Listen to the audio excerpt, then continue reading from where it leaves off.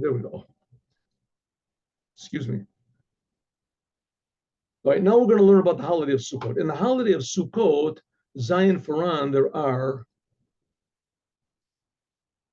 kama mitzvahs, many commandments. Also, in addition to the commandment of sitting in the sukkah, that's only one of the commandments. But there's also the commandment of taking a lulav and an etrog, shaking it. In the time of the temple, they used to bring these special offerings. They brought 70 oxes. We just finished learning they used to pour water. But nowadays we have these two main commandments of Sukkot. There's also the commandment of being happy. From deswegen, nevertheless, wegen werden angerufen, der Yom Tov, the holiday is called the holiday of Sukkot. And that is called from the other four mitzvahs, a lulav and etrog. The mitzvahs, natilas, like mitzvahs, I'm sorry, the andra mitzvahs, the other commandments. Like, for instance, the commandment of taking lulav and etrog. But why don't we call it the holiday of Chag? In the Torah, it's called Chag HaSukkot. Why isn't it called Chag HaSimcha, Chag HaEtrog?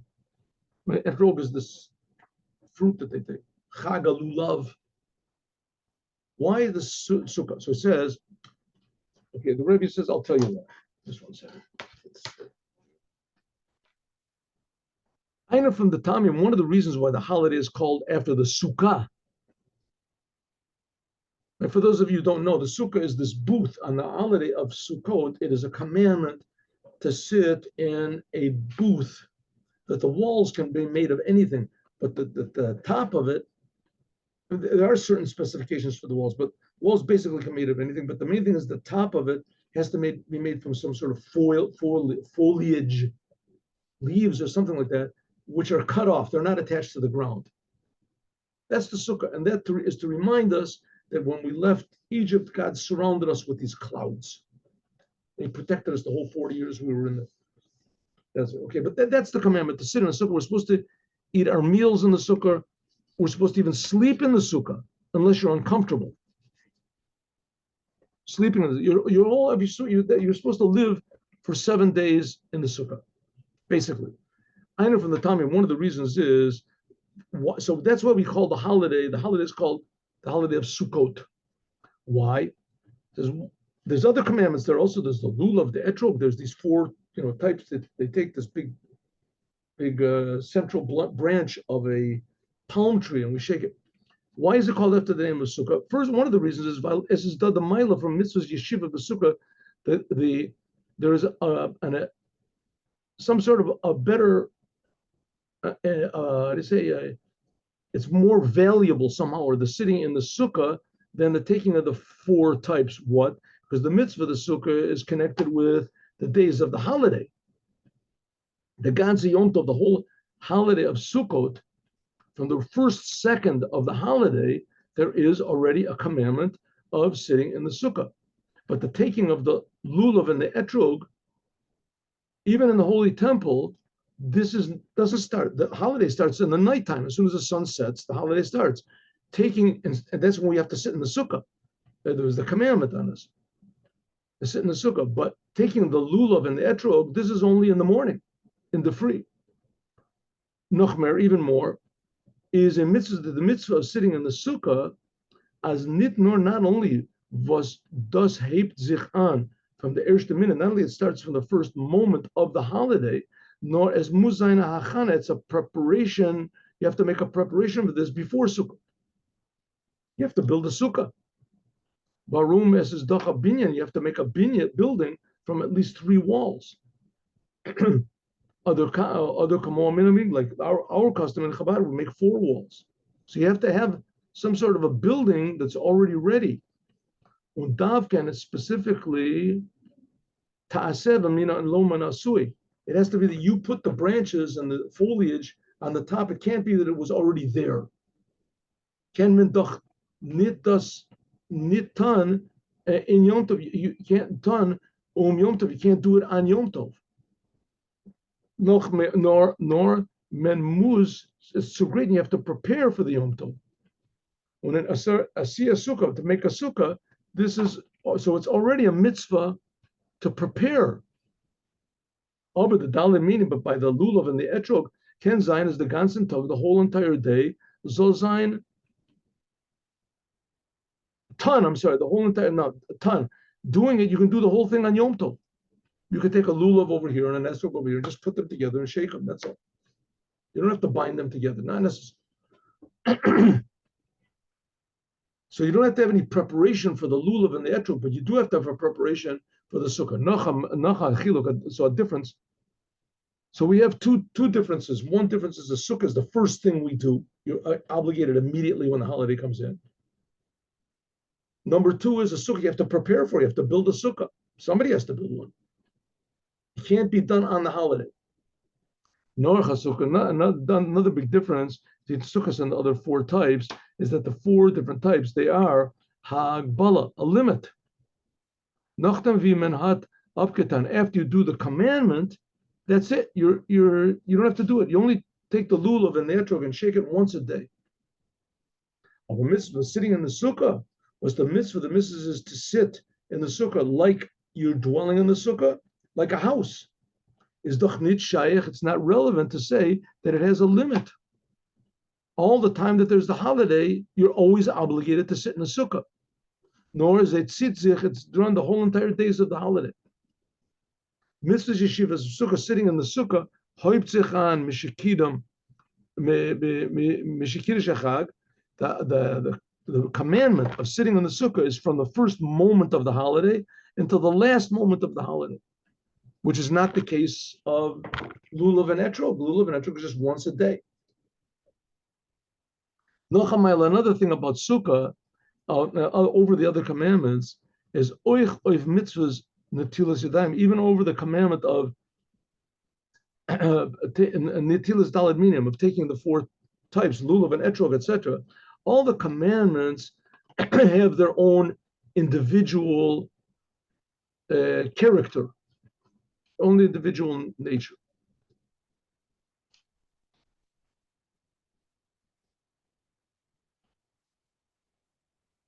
Zeinem in a room, they take the person and only you use, for instance, lulav and etrog, only your hands. You shake your hands. You don't do lulav and etrog with your feet. The mitzvahs tut er mit dem aver. A person does it with one particular limb, und the mitzvah tut er mit an anderer aver. And the mitzvah, and another mitzvah you do with another limb. For instance, learning Torah you do with your mouth, right? Prayer you do with your heart. All the commandments have their particular limb that you deal with. But it doesn't take the whole entire person. But the commandment of Sukkah is Teshvuka and Dediro. You're living in the Sukkah. Is not only the whole entire person from your feet into your head, but everything you do, you're supposed to do in the Sukkah, except for the things that are not, not conducive to a place where you can learn Torah. You should do everything like that in the sukkah, right? A place where the things that you're not supposed to do, the places where you're not allowed to learn Torah, those things like a bathroom or something, that toilet, you don't go to the bathroom in the sukkah. But everything else you do, everything, the Zilver and Yanim, which Ertut Nemen, everything you do normally in the course of the week is height. Now you do it in the sukkah. And you're doing a commandment. So we see the Rebbe is asking here in this, we're learning a essay of the Rebbe from a speech that the Rebbe gave about Sukkot. Why is the holiday called the holiday of Sukkot? So he says, why isn't it called the holiday of the lulav and the etrog, or the holiday of happiness? It's called Sukkah in the Torah, Chag Sukkot. So the Rebbe said, well, several reasons. First of all, the mitzvah to sit in the Sukkah is the first thing we do. Secondly, it's constant, the whole entire holiday. Rabbi? What? I think Paul is waiting. Oh, yes, I'm sorry. I didn't see you. Okay, good. Sorry. I didn't see you waiting. Okay, so why is the holiday called Sukkot? Why isn't it called the holiday of the lulav, the etrog, the holiday of happiness? right? They used to pour water on the altar. The holiday of water, we'll understand, right? They used to offer up 70 oxes, it says. We can say this about special sacrifices.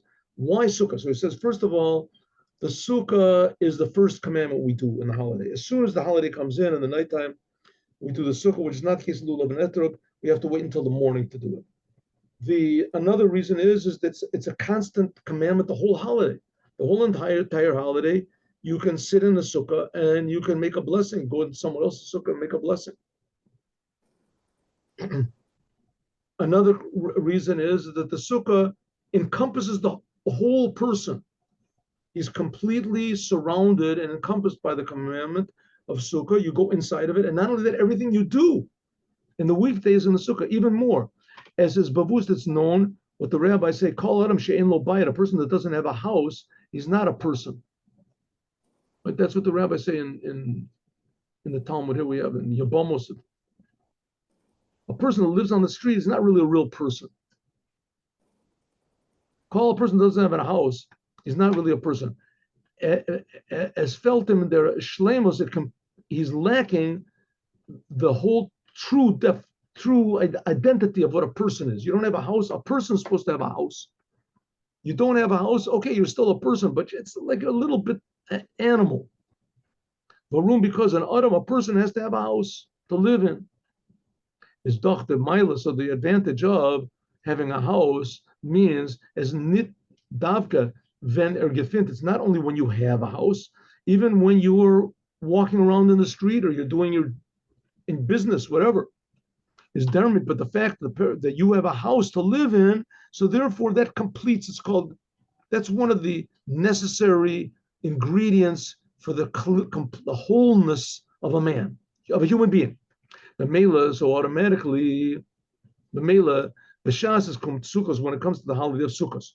What's the commandment of sukkah is that you're supposed to live in the sukkah. Is Moshiach the 7th hour. Therefore, the whole 7 days of the sukkah, your house is the sukkah. Which this means that your completion of being a human being depends on your sukkah. Sukkah is your home. Is doch verständig, so it's understood as that a filu b'shas gefindet sich, even at a time when you're not in your sukkah, nor vibal, but because you have set your sukkah as a dwelling place, is euch demot, that even then is verbunden mitten der mitzvah, you're connected with the commandment of sukkah. So therefore the holiday is called sukkah because it completes you and you're totally inside of it, and it's a total all the time in the sukkah. Okay, the month of Tishrei is the general month on the whole entire year. Memela, so it's understood as Allah mitzvahs, that all of the commandments from the month. This must be some sort of an indication of our service for God the whole entire year. Someone here is making a noise over here. Excuse me. Nothing personal. Nothing personal. Sorry. 1 minute. Yeah. Okay, so all the commandments we do is teaching us something about life the whole year. What can we learn from the commandment of Succa for the whole rest of the year? Men month by a Yidden is demanded by every Jew as Zol Zain B'chol Derechecha Do'el. It's a sentence in Proverbs 6 in Proverbs. In all of your ways, you should know God. And the word know means to be connected. As Allah Zain and Yanim, that everything you do, Zol Zain Verbunah, should be connected with God. God's creating everything, right? The only thing that's really keeping us in this world is that we have responsibility to God in everything we do. That's what it says. In all of your ways, you should know God. Nit nor b'shas limud, not just at the time when you're learning Torah or when you're praying, zoler din, you should serve God. Nor afilu b'shas hat gor tzutan. You have no connection. I'm sorry. Gor tzutan mit av uvdin dechol. I'm sorry. Nor afilu b'shas hat gor tzutan mit uvdin dechol. Darf the avoda the chol, even when you're only dealing in matters, mundane matters, right? You're in your store and somebody wants to buy, this size of pants or this type of a screwdriver or this type of insurance, whatever you're doing, you have to be devoted to your job. You have to do a good job. Even when you're totally devoted to things which have nothing to do with Judaism, nevertheless, darf the avdim the whole gufa, these things you have to somehow or other connect with God. Und dem koach and that power and the starkheit and the certainty of them, the ability nemt from the mitzvah of Sukkah. From Sukkah, we get power for the whole year, that the commandments of God encompasses us in everything we do. By their mitzvah from Sukkah, by the mitzvah of Sukkah, is dachafilu ven schlaft, even when you're sleeping. in the Sukkah, Chabad, by the way, doesn't sleep in the Sukkah, but for a side reason. There is definitely commandment to sleep in the Sukkah. Is Makayim a mitzvah, for you're doing a commandment for God, from God. When afilu ven gefin sich gor nit in Sukkah, even when you're not in the Sukkah at all, even then is verbunden, is connected with the commandment. From there and from this, darf get nemen, he should take the power from the Sukkah and the starkheit and the strength for the whole entire year. As in all zayin and emi, that in everything you do, you should feel like you're doing it in a Sukkah. You're doing it in the embracing hug of God.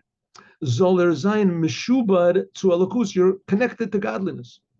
The Gemara says that a Sukkah is called the easy commandment.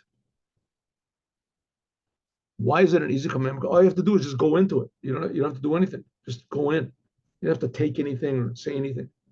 Because the time when a Jew stellt sich avek, so it's called an easy commandment. Now we just finished saying that it's not easy at all. That being a Sukkah represents feeling that you're in the presence, in the responsibility to the Creator all the time in everything you do. It's not so easy. But the Torah, the Gemara says it is easy. Why is it easy?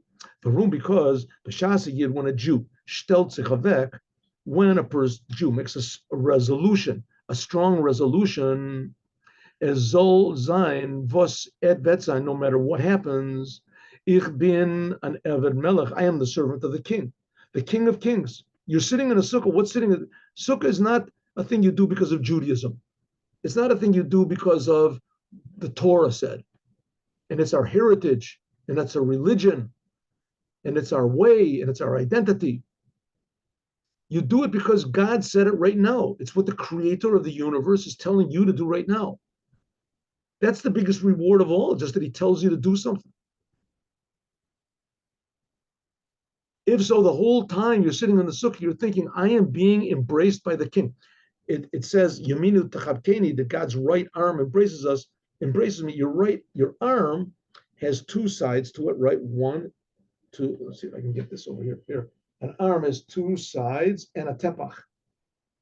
And that's the minimum size of a sukkah. It has to have two walls and one tefach. That's God's right arm. So when you're sitting in a sukkah, God is embracing you. I'll tell you a story. That's a story I'm going to tell you today. Let's see, just let me write this thing down so I don't forget. Actually, I had another. So what did I do? I wrote this down and I lost the thing I wrote. That's terrible. Okay, I'll write it down over here. 1 second. I think I already told you the story, but I'll tell it to you anyway. Here it says. 1 minute, just so I don't forget.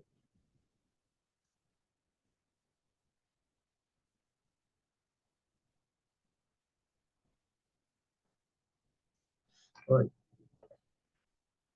So the Gemara says that the commandment of Sukkah is an easy commandment. Why? Why is it easy? Because when a person makes a firm decision to say, I am always in the presence and I am being embraced by God, then is licht. It's very easy to carry out as oich zayin and tzarichim, even when your normal things you do, zolan zayin kedaboy, should be like they are.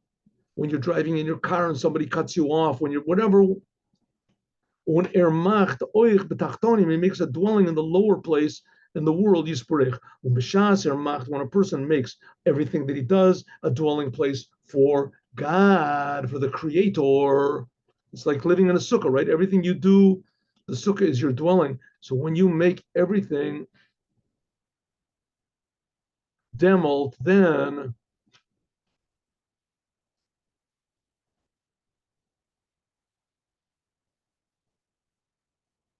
everything that he does will God will give to you from a wide hand and everything that you need, the happiness of Sukkah, then everything will be in a big, complete holy way. Let me just complete. Wait, I just want to see. Yeah, that's right. Good, I did. I thought maybe I skipped a page. It just happened to come out that it works out. No. So when you do what God wants, is God will help. And that's a very basic thing in Judaism, that God helps. All right, there is one commandment in Sukkot, which is called Simchat Beit HaSha'iva. Like we said before, they would draw water and they would be very happy. They would dance. They would dance the whole night. It says, they draw water, Yeshua. It's a sentence from Isaiah, right? We said that before. Number 8, where is it? Isaiah. You should draw water in joy from the well springs of salvation. Thus says this means the vasa, that the water which they used to inflect shofin, which they used to draw from the ground in order to pour this water in this funnel that was on the altar, Hoter Badar Zayin, it had to be from a wellspring, Mayanot. Alpi Nigla, according to the Torah, the simple legal aspect of the Torah, is this nish verstand, it's not understood. Because the Rambam says, Maimonides, he says, as oib menat nitke kent, if you couldn't find water from this wellspring, that mea shiluach is called, then flekt men nemen, you could take water from the kior. The kior was this laver that the Kohanim used to wash their hands from in the morning. Was the kior is not definitely, it is a vessel and is definitely not a wellspring, even though some say it was connected to the water. But in any case, it's not a wellspring. And even more, mea mikvah and kosher likior. It says the water of the kior, it's good even if it doesn't come from from a wellspring. So ubamela al pizeh, oich lenisoch. So therefore, it's good for pouring water. So there's this water pouring commandment that they did on Sukkot, and that has to come from a wellspring, right? That's what Isaiah hinted at. I will pour water from the wellspring, from the wellsprings of salvation. So it has to come from a well. There was a place called Meshiluach, and it came from a well, a spring that came from under the ground. And it has to come from the well under the ground, right? Wrong. It doesn't have to come from the water under the ground. The law is that it can come from the kior. The kior was this big sort of laver, a big sort of vessel that the Kohanim washed their hands from in the morning. So it didn't have to come from the ground. So if so, what's this thing about drawing water from happiness to pour? It doesn't have to be water that's drawn of happiness from the ground. We have to say that the answer is like this: as is nit kain nafkamin, it doesn't make any difference from where you had drawn the water. See, from Mainot, whether it was from a wellspring or it was from another place. The main thing is it has to be shabta mayim basas, and it has to be happy. If you do it in a happy way, whatever commandment you do, then it'll be a salvation. But nevertheless, Isaiah did say it has to come from a well, from a spring. One second. Somebody's looking for Give me a minute over here.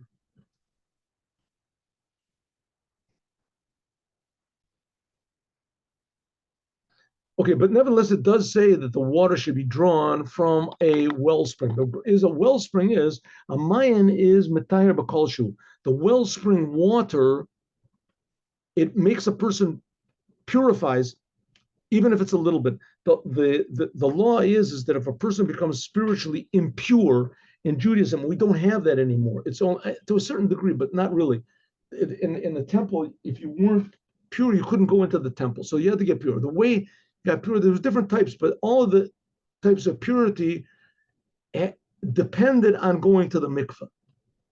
You had to immerse yourself in a mikveh, and a mikveh had a certain amount of water that it had to cover a certain amount of water that had to be 40 saw, it's called 40. But a Mayan, if you can find a wellspring, all you have to have is enough water to cover your body, no matter how small you are, no matter, right? All you have to do, it's even a kolshu, even just a little bit. And let's say you have a vessel that you have to put into water. If you put it into a mikveh, then it has to be this certain amount. But if it's a Mayan, just leave it a little bit. All it has to do is just cover it, even a small amount. Other but Wasser, but water has to have an amount. Vifil Maim is Darvzain, how much it is. Even the waters of a Mayan, as because it is joined, but the waters of the Mayan, of the wellspring, because it's joined to its source, therefore it doesn't make any difference how much you have. If so, all that you would care about is not the amount, not the quantity of water that if it comes from a wellspring. We don't care about the quantity, how much you have. All we care about is the quality. It has to come from a wellspring. This metarim b'kolshu, it brings purity to anything, even if it's just a little bit of the water. As long as it's connected to its source and it covers the thing totally, it makes. Another thing is metarim b'zochalim. If there's water, if a person has to purify himself in a body of water, right? A body of water, it has to be still. It can't have any leaks, which is not the case. The water that comes from a mayan, it can purify even if it's running. On the Ramayim, other waters, they're darf liegen, they have to be in a certain place, and every place, was jeder halt zij und messed zij up. It has to hold in a certain place which has the certain measure, proper measure, and that it's still, the water is still, it doesn't leak out. Of a main mine, but the waters that come from a wellspring, because it's joined to the source, so therefore they don't have to be, they can be flowing. Okay, what's this got to do with us? In Ruchnia, spiritually, it means like this.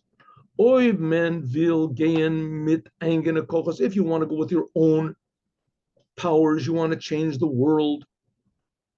Und mit eigene cheshbonos, and with your own calculations, you want to make up your own methods and how do you say, policies of changing the world. And you're separated from the source. Demel darfen sein kama tanaim. Then you have to have a lot of conditions. As muzain ashir, you have to have the proper amount, or darfen genug, you have to have enough intelligence in order to fix things up. Ashir, as called guf all of him, amount that the certain measure.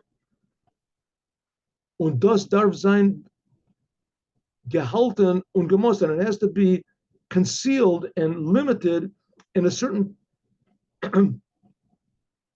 degree from a thing that's outside of it. As mitzadat zweiten soll im ois trogen as sein shiur is genug. Another person, it has to be for another person has to be made certify that there's enough water there, that it's enough for what's called a mikvah. That's if the water is not connected to its source.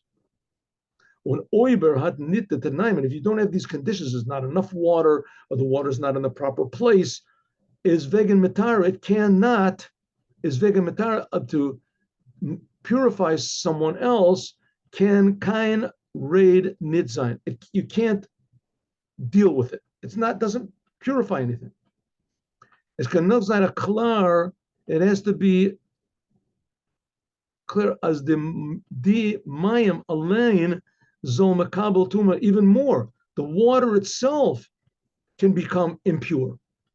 Because if you have water that's not the proper amount, it's cut off from its source, and you want to purify something in it, if that water is not the sufficient amount, and if it has lacking one of the conditions, there's a leak in the mikveh, then it could be that the water itself becomes impure. The Shas Amber, but in the time, is meant subundim, when you're connected with the source. And in this case, the Rebbe wants to say the source is the Rebbe. Sumayan, Moses in every generation, right? The people that were connected to Moses, is they didn't worship the golden calf. They were able to withstand the different difficulties. This is especially the women and the Levites to a certain degree, the Levites. Even though the Levites followed Korach, Moses had a lot of trouble. But as long as you're connected to the source, is men metar b'kolshu ubezochlin, even if you're moving, and there's not so many conditions. You give the simple example, the Rebbe in the Chabad, there's these Chabad houses all over the world.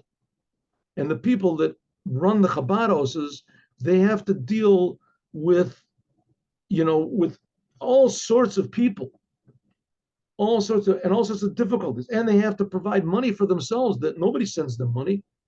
They have to gather money on their own, and they have to open up, if they can, schools for children and for older people and for younger people and for women, and they have to have guests in their house. Their house has to be open. And then they have the governing body. They have to deal with the mayor and with the governor and with the problems with the drug addicts and all these weird things they have to do. And they're not trained to do this at all. And a lot of them don't even have the qualifications to do it at all. It's not even in their nature. And nevertheless, these places succeed. They succeed. As long as the person that's there, is connected to the Rebbe. If he's connected to the source, then these places succeed.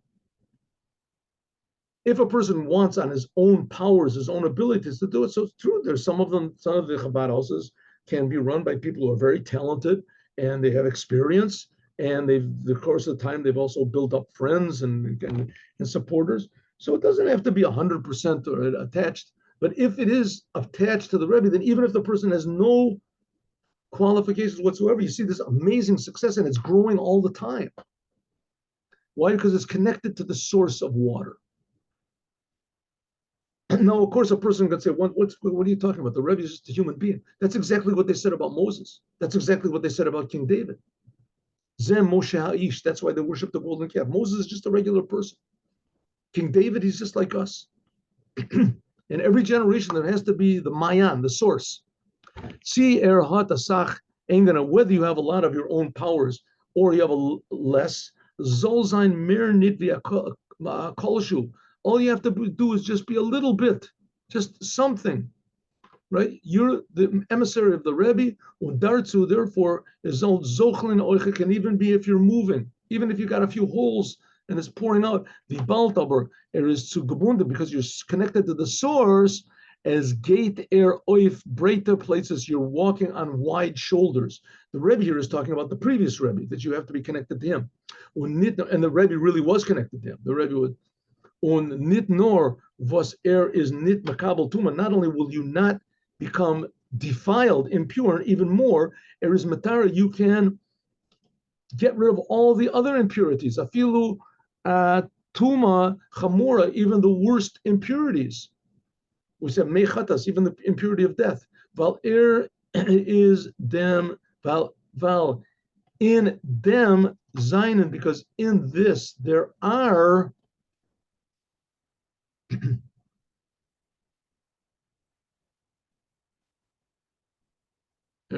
there are nit no gezayin kochas. It doesn't make any difference who you are or what you are, because you are connected to the source. And here the Rebbe wants to say the source is the previous Lubavitcher Rebbe, which the Rebbe always said that he's the Rebbe. Here's the picture. No, I don't have that picture of the previous Rebbe. Where did I have a picture? I had a picture of him before. And no. Okay, what can we do? I had a picture of the Rebbe. It was right here on the desk.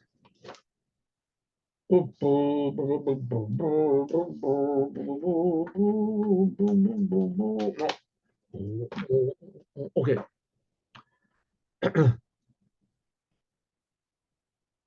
Alpisa, according to this, now we can understand why it says in the holiday of Sukkot that the quote from the prophet Isaiah, "Usha'avtem mayim b'sasim," we will draw water with joy from the well springs of salvation. The Inyan from Nisuch Hamayim, the whole idea of the pouring of water in the holiday of Sukkot is service of man spiritually.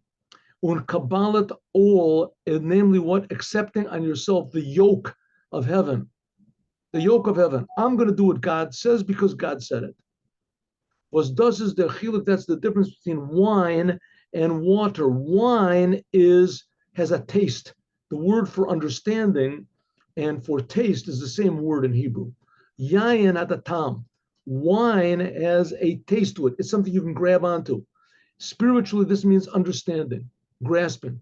Water is a thing which is on its own, which is, I'm sorry, vos mitzad atzmo hat der Mensch in dem kein Tam nit. It has no taste to a person. Water has no taste.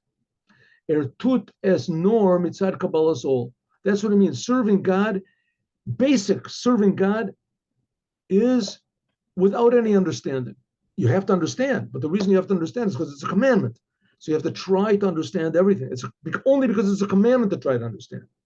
It's a commandment which is very good. That's why Judaism stresses you have to ask questions. You have to be inquisitive. You have to be able to doubt. Judaism depends on questions. It does not depend on the answers, but it definitely does depend on trying to understand as much as you can. And if you don't understand, that's where the water kicks in. That's the essence of Judaism, is to do what God says because God said it. And it's impossible to understand what God is. Just the fact that he's infinitely close and he creates us, right, which should be the most understandable thing in the world. Here I am, God's creating me. That's totally beyond comprehension.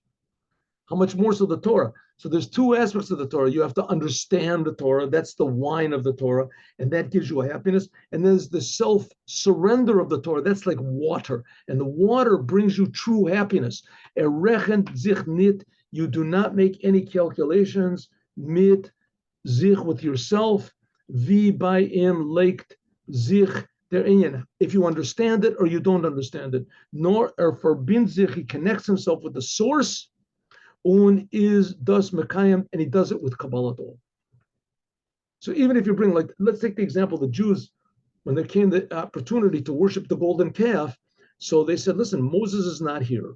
He was supposed to come back. He didn't come back. Maybe all of a sudden popped up this golden calf and it was moving, and they said, well, we need a leader, and you don't see this every day. A big golden calf that's moving around and everything like that, and it's how do you say, it's convincing, it's luring, it's alluring. That's the word. It's really people really love the idea. Oh, it's drawing to us, right? It brings us satisfaction and it's spiritual and all these things. And all these things, what it gives me. And so they worship the golden calf. That's like all the religions in the world. You're going to get it. You're going to go to heaven. Me, this, that. And Judaism is the smallest religion in the world, and everybody hates us, and it's totally against. There are these people who were writing me the other day on Facebook about how terrible circumcision is, and it's mutilation, and it's cruel, and it's this and that, right? And I said, listen, Jews have been doing it for 4,000 years, and the reason we're doing it is because God said there's no logic to it. There's no logic to it. We're not doing it to go to heaven, and we're not doing it for any reason. We're doing it because God said, and it makes no sense whatsoever, and all of your complaints are a little bit exaggerated, but let's say they have a place in reality, right? They have a place in reality. Even if there's a million reasons that circumcision is a bad thing and it's a terrible thing, Jews will still do it. Why? Because God said to do it. And the fact of the matter is, it's not such a terrible thing. And they do it in America. They said it's healthy and that's it. The Shas is Bayim, der Shavtam, when you're drawing water with joy, Erhata Bissel, add a little bit of water, even a little bit of water. If you go not with your own understanding, azach, even a little bit of total devotion to the Creator, azach was erhat in them, nit kein geschmack. You're doing the Torah, you don't even get any pleasure out of it.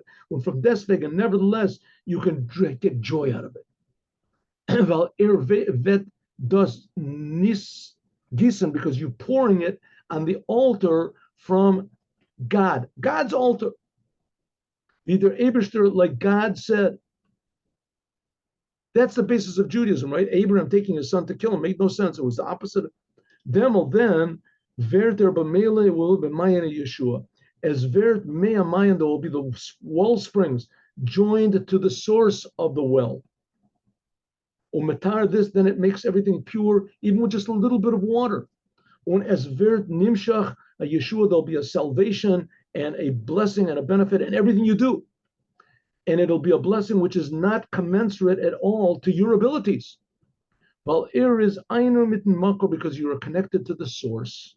And the source, in this case, the Rebbe wanted to say, is the previous Rebbe, but with us, it's the Rebbe.